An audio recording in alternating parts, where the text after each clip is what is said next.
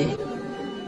ایک بزرگ کی بات لکھی جو تابعی ہے، وہ فرماتے ہیں کہ ان بزرگوں کا طریقہ یہ تھا کہ وہ لوگوں سے چھپ کے نا پہاڑ کے پیچھے عبادت کرتے تھے، اور پوزیشن ان کی یہ تھی کہ کسی سے ملتے نہیں تھے، بالخصوص فجر کی نماز سے لے کر عصر کی نماز تک بکریاں رکھی ہوئی تھیں، ان کو چراتے رہتے تھے فرات کے کنارے اور نفل پڑھتے رہتے تھے. اس وقت کو ملنے بھی نہیں آتا تھا. ایک شخص بڑی دور سے ان کی شہرت سن کے آیا، میں نے تو ملنا ہے. لوگوں نے کہا وہ اس وقت نہیں ملتے، ناراض ہوتے. اس نے کہا اللہ کا بندہ ہے نا، ناراض ہو بھی جائے گا تو لمبا ناراض رہے گا نہیں، اللہ والے جلدی راضی ہو جاتے. پہنچ گئے. اب وہ بابا جی نماز پڑھ رہے تھے تو کہتے میں نے عجیب منظر دیکھا کہ بابا جی فرات کے کنارے نماز پڑھ رہے ہیں اور ایک بھیڑیا ان کی بکریوں کی حفاظت کر رہا ہے. کہتے میں حیران رہ گیا کہ بھیڑیا تو بکریاں کھایا کرتا ہے اور یہاں چرا رہا ہے. کہتے میں جب گیا تو بابا جی نوافل میں مشغول تھے. مجھے دیکھ کے کہنے لگا اس وقت کیوں آئے؟ میں نے کہا حضور اگر آئے گیا ہوں تو پھر مہربانی کرے قبول فرما لیں. میں بیٹھ گیا تو میں نے کہا حضور یہ بھیڑیا بکریاں چرا رہا ہے، بھیڑیا اور بکریاں کی صلح کب سے ہو گئی؟ تو فرماتے لمبی تقریر نہیں، ہلکا سا جملہ.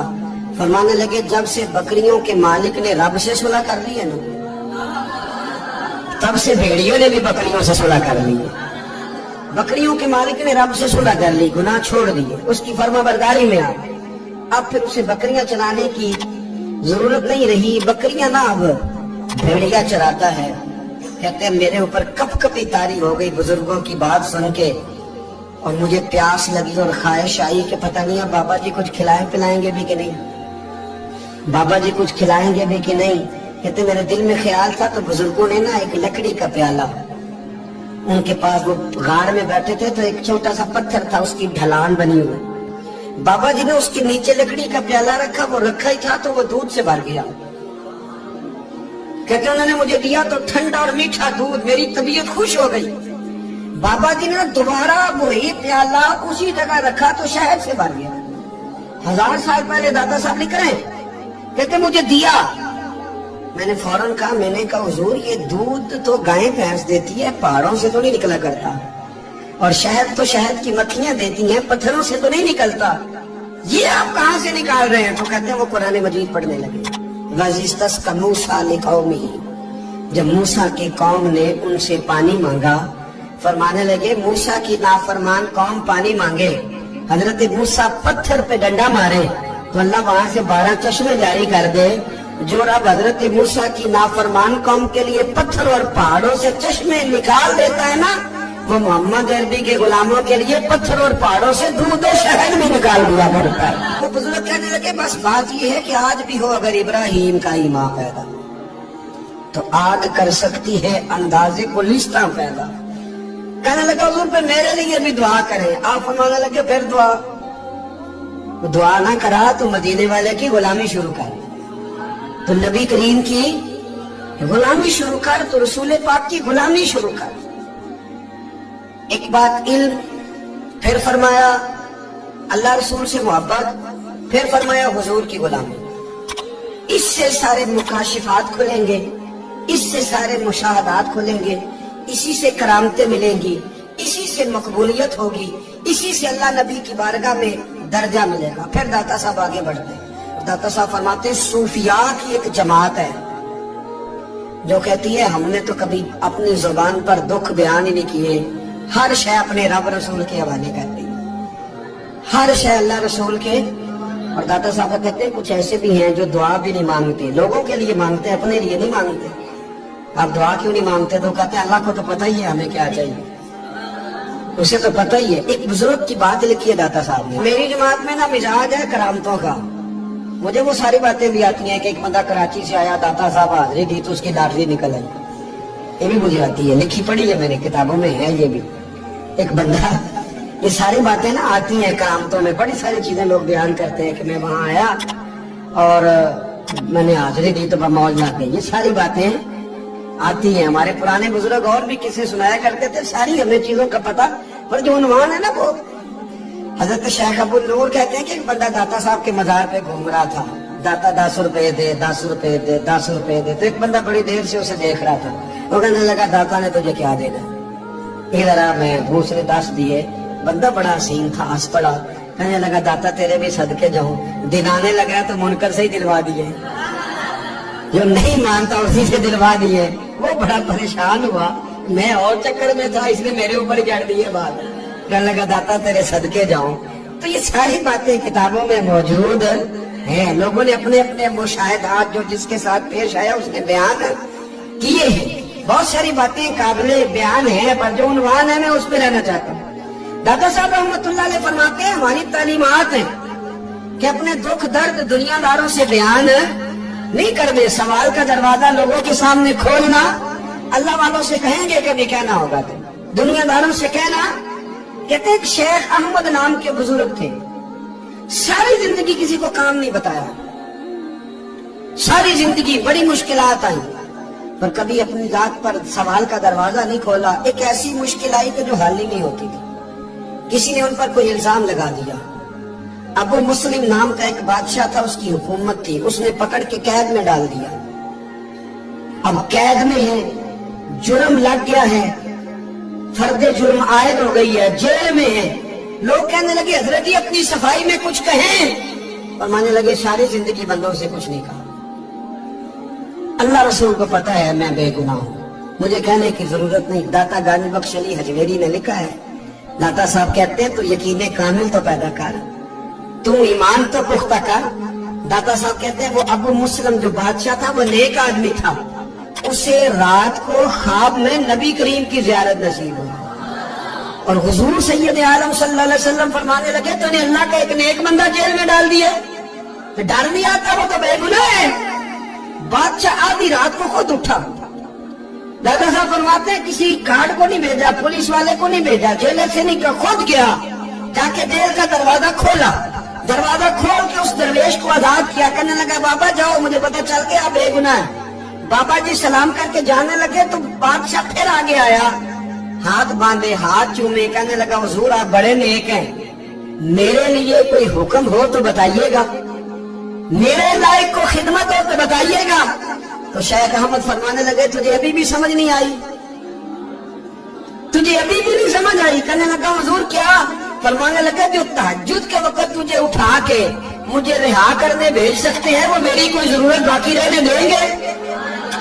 مجھے کوئی ضرورت پڑے گی کسی اور کو کہنے کی؟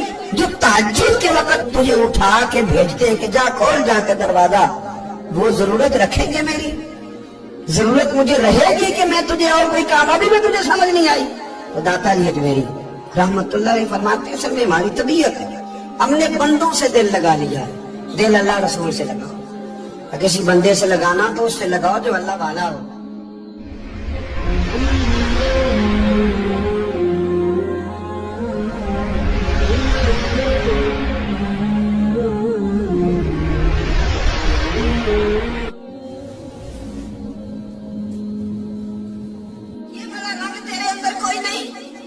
ابو سفیان آئے ان دنوں جن دنوں حالات بڑے کٹھن تھے، اختلاف شدت کا تھا۔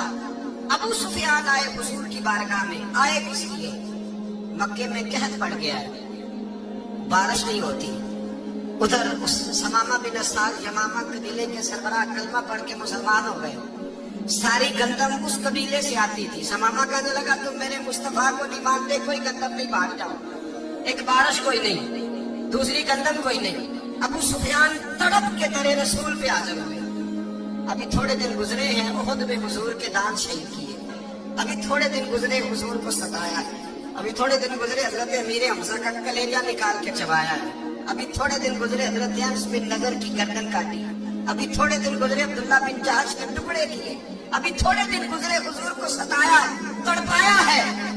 اور حضرت علی شیر خدا فرماتے ہیں میں ماننے والا اس رسول کا ہوں، اس کے دانت شہید ہو گئے، احد کے اندر ساری داڑھی لہو سے بھر گئی۔ فرماتے ہیں میں رو پڑا اور میں نے کہا محبوبہ آپ نے مجھ سے برداشت ہوتا، دعا کریں اللہ ان پہ عذاب نازل کرے۔ اٹھائے ہاتھ، آپ دعا کریں گے تو اللہ تبارک و تعالیٰ دو پہاڑیوں میں پیس ڈالے گا۔ حضرت علی کہتے ہیں میں نے عرض کی تو حضور نے ہاتھ اٹھائے اور دعا کیا دی، اللہم اہد قومی فإنہم لا یعلمون، اے اللہ میری قوم کو ہدایت دے دے، یہ جانتے نہیں یہ کیا کر رہے ہیں۔ اللہ نے ہدایت، یہ अखलाक हसना का मेयार। थोड़े दिन पहले हुजूर के साथ ये रवैया। अबू सुफियान अब बेहाल हो गए, बच्चे भूख से मरने लगे, जानवर प्यास से मरने लगे। अबू सुफियान छुपता छुपाता कहने लगा चारा कोई नहीं, मुस्तफा के पास जाना ही पड़ेगा। अबू सुफियान मदीने पहुंच गए। जब पहुंचे ना तो अबू सुफियान की अपनी साहबजादी हजरत उम्मे हबीबा उम्मुल मोमिनीन थी, रसूलुल्लाह की ज़ौजा थी। अबू सुफियान जब आए तो हजरत उम्मे हबीबा के पास सीधे उनके घर गए बेटी से मिलने। हुजूर का बिस्तर बिछा हुआ था। हजरत उम्मे हबीबा हुजूर की ज़ौजा उम्मुल मोमिनीन बिस्तर बिछाए, अबू सुफियान बैठने लगे। जनाब उम्मे हबीबा कहने लगी अब्बा जी ठहर जाए। वो ठहरे तो बिस्तर समेट दिया। कहने लगे बेटी शायद तेरे घर में कोई कीमती बिस्तर नहीं, गुर्बत छिपाने के लिए बिस्तर समेट रही हो। जनाब उम्मे हबीबा कहने लगी अब्बा तू मुसलमान नहीं ना हुआ, अभी तेरी सोच काफिरों जैसी है, तो यहाँ आके खड़ा होना जहाँ मैं खड़ी हूँ, फिर तुझे रसूलुल्लाह की मोहब्बत के रंग का पता चले। तू अभी खड़ा वहाँ है जहाँ तुझे कुफर ही कुफर सुनाई और सुझाई देता है। बिस्तर इसलिए नहीं समेटा कि माज़ अल्लाह कम कीमत था, मैंने इसलिए समेटा है कि तू नजस है, नापाक है, अभी कलमा नहीं पढ़ता। और ये उस रसूल का बिस्तर है कि जो बिस्तर में मौजूद होते हैं तो जिब्रील अमीन कुरान लेके तशरीफ ले आते हैं। वजूद इस काबिल नहीं कि यहाँ बिठाया जाए। नबी पाक सल्लल्लाहु अलैहि वसल्लम की बारगाह तक अबू सुफियान आए। अबू सुफियान कहते हैं मुझे उम्मीद नहीं थी, अभी सोच नहीं ना बदली थी। कहते मुझे उम्मीद नहीं थी, मेरा ख्याल था वो शिकवे करेंगे, शिकायतें करेंगे, वो कहेंगे तुमने भी तो बड़ा कुछ किया है ना। अबू सुफियान कहते हैं मैं कुर्बान जाऊं, मैंने ये रंग देखा तो मदीने की फिजा वैसे ही बड़ी ठंडी थी, लेकिन मुस्तफा करीम के साथ जब मैंने बात की तो मेरे वजूद पर गिरिया तारी हो गई, मेरे ऊपर कैफियत तारी हो गई, मैं तड़पने लगा। कहते मैंने कहा महबूबा मैं आया हूँ, आपका कलमा पढ़ते ही समामा ने गंदम बंद कर दी है, बारिशें रुक गई है, मक्के के लोग भूख और प्यास से मरने लगे हैं, महबूबा बेटियां रोती हैं, या रसूल अल्लाह माए उनकी छातियों में दूध खुश्क हो गया है, बच्चे बिलखते हैं। अबू सुफियान कहते हैं मैं दुश्मन था, सारे मक्के के लोग दुश्मनी करते थे, लेकिन जब मैंने ये लफ्ज कहे ना, अचानक मेरी नजर उठी तो मुस्तफा करीम की तो आंखें आंसू बरसा रही। कहते मेरी बात भी मुकम्मल ना हुई, हुजूर ने पहले रुक्का मंगवाया, समामा के नाम फरमाया, पहले तू इन्हें गल्ला अपनी मर्जी से देता था, अब तेरे नबी का हुक्म है कि पहले से बढ़कर तूने गल्ला देना है। और फिर मेरे मुस्तफा ने हाथ उठाए। और भाई मुश्किल होता है, मुश्किल होता है, सगे भाई के लिए लोग दुआ नहीं करते, कहते मेरा शरीका है। सास बहू के लिए बहू सास के लिए दुआ नहीं मांगती, कहते इख्तलाफ है, लोग लोगों की जिंदगी नहीं मांगते, बीमारी में शिफा नहीं मांगते। अबू सुफियान कहते हैं आमना के लाल तेरे कुर्बान जाऊं। हुजूर ने हाथ उठाया और कहा अल्लाह मक्के की संगलान पहाड़ियों पे बारिश बरसा, ऐ अल्लाह खेतियां हरी कर दे, ऐ अल्लाह माओं की छातियों में दूध भर दे, अल्लाह औरतों को ताजगी दे दे, बच्चों को रानाई दे दे, फलों फूलों को ताजगी दे दे। अबू सुफियान कहते पहले हुजूर रो रहे थे और जब नबी पाक की दुआ देखी तो मैंने रोना शुरू कर दिया, मैंने रोना शुरू कर दिया। कहते वापस आया तो वो एहसास कि यार ये मैं किस शख्स से मिल के आया हूँ, ये किस किस्म के आदमी से मिल के आया हूँ, ये कैसा रंग है, ये किस किस्म का अंदाज है कि जिसको मैं पत्थर मारता रहा वो मेरे लिए दुआएं लेके बैठा हुआ है, जिसको सारी जिंदगी सताया है वो मेरे बच्चे के लिए रोता है, मेरी बेटी के लिए उसकी आंख में आंसू है, वो हमारे लिए तड़प रहे हैं।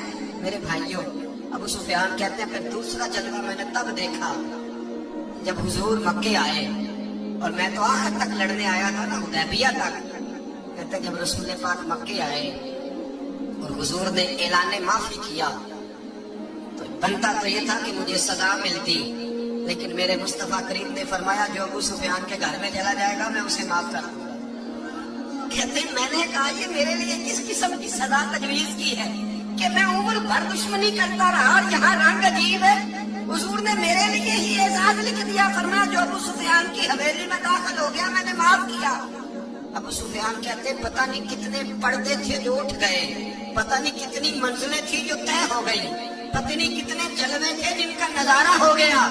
और मैंने गौर से चेहरा देखा तो میری آنکھوں سے پٹی اتر گئی اور مجھے عبداللہ کے یتیم بیٹے کے پیچھے محمد رسول اللہ کے جلوے نظر آنے شروع ہو گئے۔ اخلاقی قدریں جب موجود رہتی ہیں، یہاں تو لوگ مرے ہوئے شخص کو مارتے ہیں، یہاں تو سڑک پر کتنی گراوٹ ہے اور کتنا گر گیا ہے، اخلاق ان لوگوں کا ایکسیڈنٹ ہو گیا ہے، ٹرین کی پٹری سے اتر گئی ہے، چیخو پکار ہے، آہیں ہیں، تڑپنا ہے، رونا ہے، سسکیاں ہے۔ ماں کا بازو کٹا ہے پر وہ چیختی ہے ذرا میرے بیٹے کا پتہ کرو، باپ کی آنکھوں میں ریت پڑ گئی ہے پر وہ تڑپتا میرا بیٹا تھا، چیخو پکار ہو رہی ہے۔ پر ظلم ہے اس قوم کا کہ جو بچانے والے آئے ہیں وہ پہلے آتے ہی ان کی جیبیں ٹٹول رہے ہیں، ان کے بٹوے دیکھ رہے ہیں، گری ہوئی عورتوں کے، یہ آپ اٹھا کر دیکھیے اخبارات، عورتوں کے گری ہوئی عورتوں کے کانوں سے بالیاں نوچی گئی اور ان کے کان پر کٹ گئے۔ یہ اس قوم کا حال ہے۔ اقبال کہتے ہیں جنہیں آتا نہیں دنیا میں کوئی فن تم ہو اور بیچ کھاتے ہیں جو بزرگوں کا کفن تم ہو۔ تم وہ لوگ ہو جو کفنوں میں سودے کرتے ہو، جو قبروں میں سودے کرتے ہو۔ لوگ تجارتیں کرتے ہیں، اخلاقی پستی کا یہ عالم کے لوگ قبروں پہ سجدے کرتے ہیں، بیٹے بیچ کے دہیز خریدتے ہیں۔ غریب کی بیٹی روز تڑپتی ہے، روتی ہے، روز سسکیاں لیتی ہے کہ کہاں سے وہ دروازہ کھلے گا جب میں بھی جب سہاگن ہوں گی، جب میرا باپ بھی عزت کے ساتھ مجھے رخصت کرے گا۔ اور غریب آدمی بیٹی کی شادی کے بعد اتنا دکھی رہتا ہے، وہ بھی کم ہی لوگ جانتے ہیں، وہ بھی وہی لوگ جانتے ہیں جو اس منظر سے گزرتے ہیں۔ ہمارا اخلاقی معاملہ اس قدر زیادہ تباہی کا شکار ہے۔ میرے مصطفیٰ کریم سید عالم نور مجسم صلی اللہ علیہ وسلم جذبات کا خیال رکھتے، احساسات کا خیال رکھتے، تصورات کا۔ او بھائی، اس سے بڑا اخلاق کا مظاہرہ کہاں سے لینے جاؤ گے؟ قیامت کے لال فرماتے ہیں میرا دل کرتا ہے نماز لمبی پڑھاؤں، نماز اللہ کی نماز، دل کرتا ہے لمبی نماز پڑھاؤں، میں لمبی لمبی سورتیں تلاوت کروں، میں کھل کے رب کریم کا قرآن پڑھوں، میں اللہ تبارک و تعالیٰ کے قرآن مجید کے ذائقوں میں کھو جاؤں۔ لیکن حضور فرماتے ہیں نماز میں کسی بچے کے رونے کی آواز آتی ہے، کسی بوڑھے کی ہائے کی آواز آتی ہے، کسی بیمار آدمی کی ہائے کی آواز آتی ہے۔ نبی پاک فرماتے ہیں میں اللہ کی نماز چھوٹی کر دیتا ہوں، اللہ کے بندوں کا خیال کرتا ہوں، میں رب کی نماز چھوٹی کر دیتا ہوں، رب کریم کے بندوں کا خیال کرتا ہوں۔ خدا کے بندے تو ہیں ہزاروں، بنوں میں پھرتے ہیں مارے مارے، میں اس کا بندہ بنوں گا جس کو خدا کے بندوں سے۔ میرے حبیب کریم سید عالم صلی اللہ علیہ وسلم نے فرمایا اللہ کریم نے بندے کو، مخلوق کو پیدا کرنے سے پہلے جو تحریر سب سے پہلے لکھی تھی نا، اللہ نے اپنے پاس جو جملے سب سے پہلے لکھے تھے بندے بنانے سے بھی پہلے، وہ فکر یہ تھے کہ ان رحمتی سبقت اعلی غضبی، رب کریم نے لکھا تھا بے شک میری رحمت زیادہ ہے، میرا غضب زیادہ نہیں ہے۔ اس نے لکھا تھا کہ میری رحمت ہمیشہ میرے غضب پر